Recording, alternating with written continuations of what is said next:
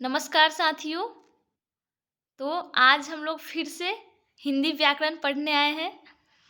तो आज हम लोग पढ़ेंगे काल किसे कहते हैं, जिसे अंग्रेजी में टेंस कहा जाता है। तो हम हिंदी व्याकरण पढ़ रहे हैं, इसलिए हिंदी में पढ़ेंगे काल किसे कहते हैं। क्रिया के जिस रूप से समय का बोध हो उसे काल कहते हैं। क्रिया के जिस रूप से समय का बोध हो उसे काल कहते हैं। जैसे सीता गई थी, मैं आ रही हूँ, मैं कल जाऊंगी, डैश इत्यादि। काल के तीन भेद होते हैं। काल के तीन भेद होते हैं। पहला वर्तमान काल, दूसरा भूतकाल, तीसरा भविष्यत काल।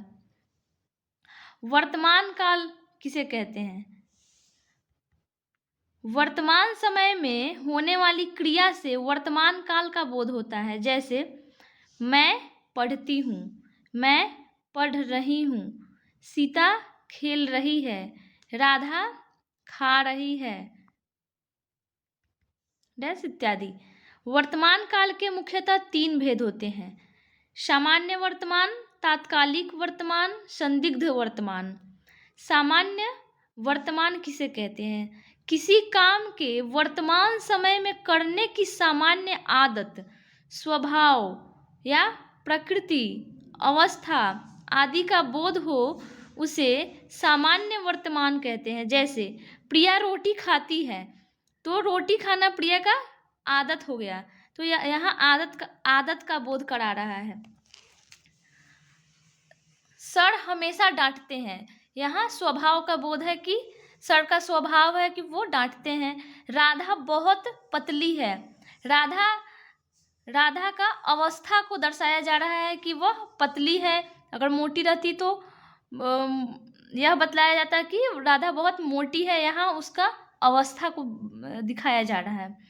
गाय घास खाती है, तो यह प्रकृति है कि गाय घास खाती है, प्राकृतिक है कि गाय घास खाएगी, बकरी घास खाएगी। तो इस प्रकार हम सामान्य वर्तमान को समझ पाएंगे, डैश इत्यादि।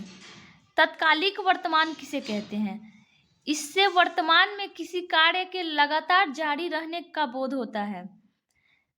इसमें किसी कार्य के लगातार जारी रहने का बोध होता है। जैसे बच्चे पढ़ रहे हैं, अभी पढ़ रहे हैं, सीता खा रही है। उसके बाद रोहन खेल रहा है, डैश इत्यादि। संदिग्ध वर्तमान किसे कहते हैं? इसमें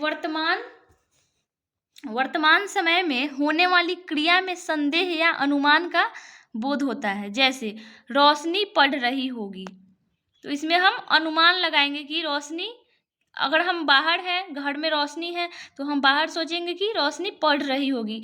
यह हम अनुमान से कह सकते हैं, लेकिन हमको यह पता नहीं है कि हाँ वह सच में पढ़ रही है या नहीं पढ़ रही है। राम फल तोड़ता होगा, इसमें हमको संदेह है कि हाँ राम फल तोड़ता होगा, जरूर तोड़ता होगा, चाहे नहीं भी तोड़ता होगा, यहाँ पे संदेह है कि तोड़ता होगा, डैश इत्यादि। तो इस वीडियो में हम लोग पढ़े हैं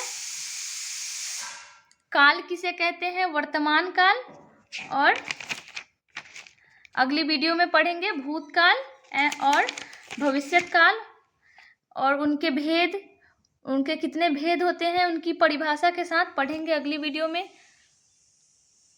अगर ये वीडियो आपको अच्छी लगे तो लाइक करें, सब्सक्राइब करें। फिर मिलते हैं अगली वीडियो में। बाय।